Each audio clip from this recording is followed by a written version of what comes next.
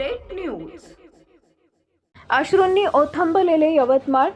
स्वर्गीय अजितदादा पवार यांची अस्थिकलश दर्शन यात्रा व सर्वपक्षीय श्रद्धांजली सभा भावनिक वातावरणात संपन्न.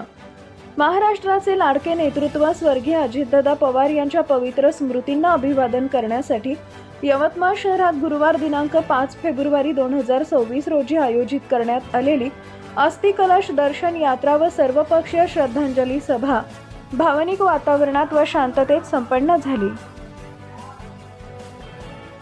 या कार्यक्रमात जिल्ह्यातील सर्व राजकीय पक्ष, सामाजिक संघटना तसेच विविध समाज घटकांचा मोठ्या प्रमाणात सहभाग लाभला.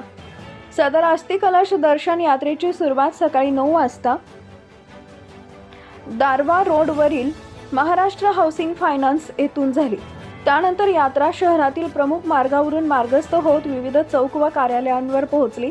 दर्डा नगर चौक, वंचित बहुजन आघाडी कार्यालय, संविधान चौक, नेताजी चौक, 5 कंदील चौक, महात्मा फुले चौक, तिरंगा चौक तसेच कलम चौक, LIC चौक इथं विविध राजकीय पक्ष, सामाजिक संघटना व समाज बांधवांच्या वतीनं अस्थिकलशाचे दर्शन घेत भावपूर्ण श्रद्धांजली अर्पण करण्यात आली.